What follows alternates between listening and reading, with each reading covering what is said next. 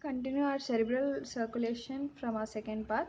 So we are in the nervous control of cerebral blood flow. So you can see first sympathetic nervous system mainly passed by the superior cervical sympathetic ganglia in the neck, and then it reaches the brain along with the cerebral arteries. So which mainly supply the both large brain arteries and also arteries which penetrate into the brain substance.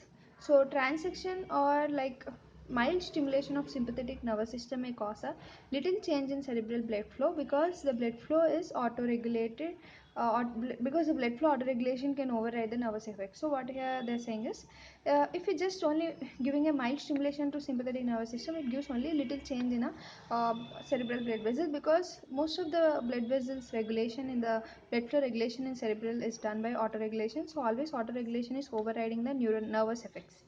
So whenever the mean arterial pressure is increased, especially whenever we are exercising, our mean arterial pressure may increase.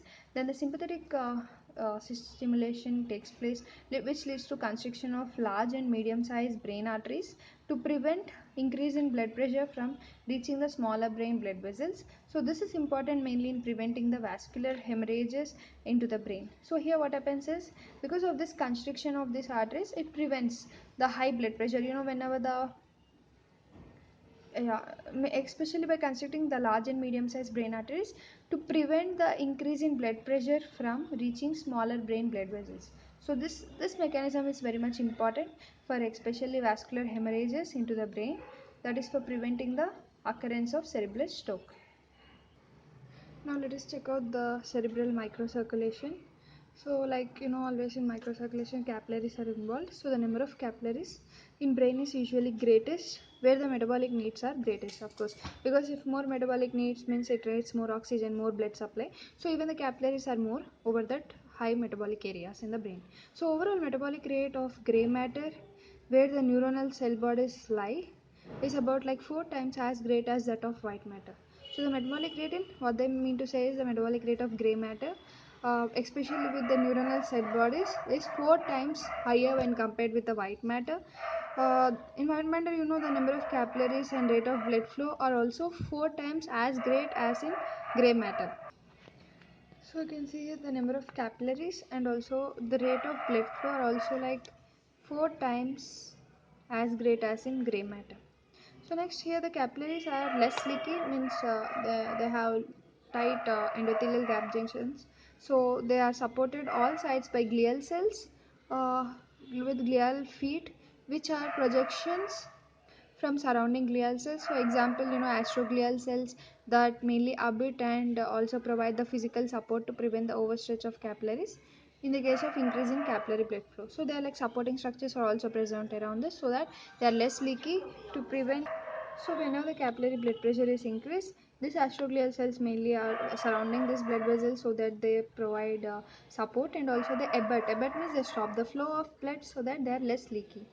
And next, the walls of the small arterioles leading to brain capillaries thicken in people in which they have high blood pressure. So the small arteries of brain are thickened because of high blood pressure, and these arterioles are leading to vasoconstriction all the time because they are thickened to prevent the transmission of this high blood pressure to the capillaries.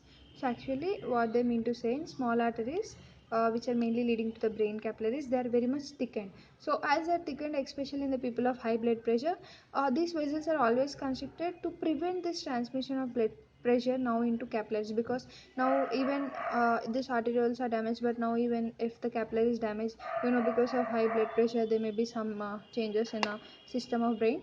So whenever this system break down, the serious brain edema ensues and can rapidly lead to coma and death. So this is a major reason why always always the blood capillaries of brain try not to be more leaky, because you can see if this system is failed, like in high blood pressure people, if these capillaries are broken down, like whenever high blood pressure increases, even they enter into capillaries, then it may lead to serious edema in the brain. Edema in mid brain is very dangerous because it may lead to even coma and also sometimes to the death of the patient.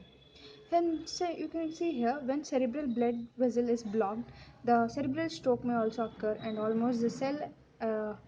almost all elderly people have the blockage of small arteries and up to like 10% have enough blockage to cause a serious brain problem condition called as stroke. So stroke is where the blood flow is blocked.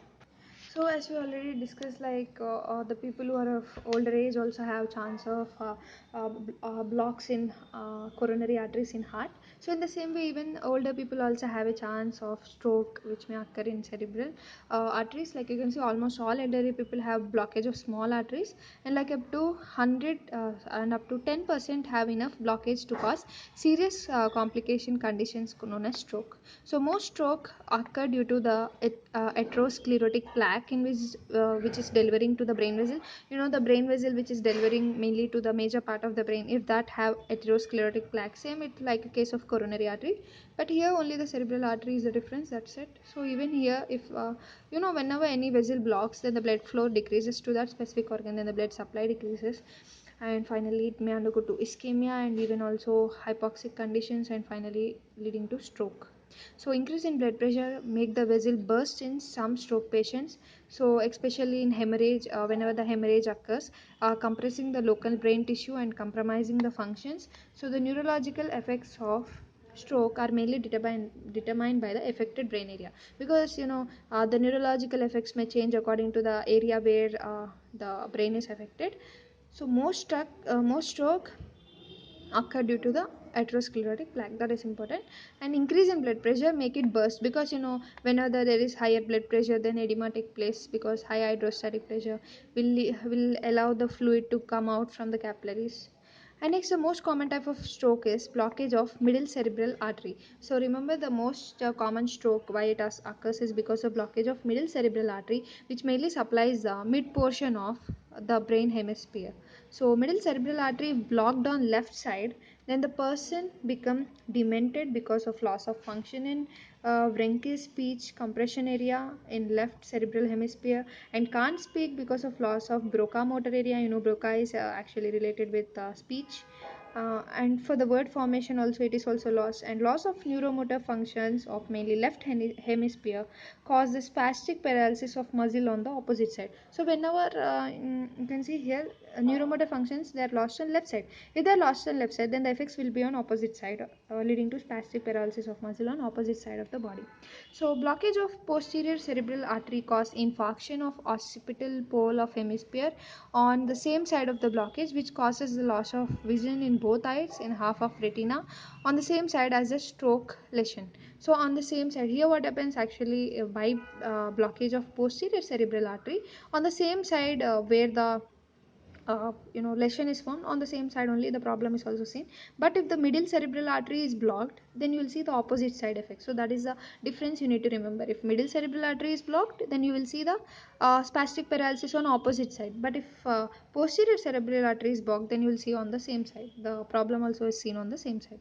So dangerous strokes are seen in, especially whenever there is low blood flow to the midbrain. This is very important. So whenever the midbrain has low blood flow, then it may lead to serious stroke condition, because this effect can block nerve conduction in major pathways between the brain and spinal cord, causing both sensory and motor abnormalities. So why actually only midbrain is like mostly affected? Because it gives branches to many conduction pathways of major pathways between brain and spinal cord. When the brain and spinal cord activities are lost, then of course it is very dangerous, causing both sensory and motor abnormalities. Not only sensory, even motor also.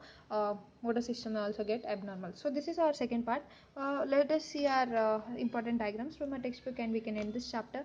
So here you can see one graph. On x-axis you have the arterial partial pressure of oxygen, and on y-axis you have the cerebral blood flow. So you can see, as the arterial carbon dioxide level is keeping on increasing, then even the cerebral blood flow is increasing. By this we can say that the cerebral blood flow is sensitive to increase in carbon dioxide, a partial pressure of carbon dioxide. So if the partial pressure of carbon dioxide increases, then even the cerebral flow increases. So they are like directly proportional. And here you can see the minutes is in x-axis, and y-axis we have the blood flow. So you can see this is actually the experiment which is done in cats. Actually we send a light into, like we are focusing a flashlight on the cats, then as the flashlight is keep on inducing this light on the cat eyes. Then the light is shining in the eyes, and because of this, as the time keep on increasing, the blood flow is also keep on increasing. You can say till 0 it is okay, but suddenly as the light has start, it has gone to peak, the blood flow has gone to peak because the light is coming directly into the cat eye. So this is a experiment done in cat. You can see here the increase in blood flow to the occipital regions of cat's brain when the light is shined into its eye. And next here again you have last graph, that is on x-axis again you have mean arterial pressure. In short form we know it as MAP. And on y-axis you have our cerebral blood flow, that is per milliliter per 100 gram per minute. So you can see as a MAP, in hypertension you can see hypotension means low blood pressure. So when there is low blood pressure, you can see even the cerebral blood flow is somewhat low, but we can see on keep on um, as as it has come to normal and later into hypertension, you can see that the cerebral blood flow has not increased. That is important to remember. When the hypertension is there, hypertension means when the blood pressure is increased, but the cerebral blood flow doesn't increase because it is maintained by our autoregulator. So we are saying from many time autoregulation, autoregulation. Autoregulation is a process by which the local factors regulate the blood flow. So here this graph clearly explains that how the autoregulation works. So even though there is hypertension, even though there is high blood pressure, you can see the maintenance of our autoregulation system, it can maintain the in a constant way. So let us see some of the salient features of cerebral circulation. So 15% of cardiac output, that is like about 750 milliliter per minute of blood is received to the brain, and there are two separate circulations, the internal carotid and also vertebrobasilar arteries, so which anastomose at the circle of Willis. And the cerebral blood flow is closely coupled to the metabolism. Cerebral blood flow shows the wide regional variations dependent on the area of brain that is metabolically active. So cerebral circulation shows the autoregulation of blood flow. So these are the salient important features of our cerebral circulation. So by this we have completed the cerebral circulation.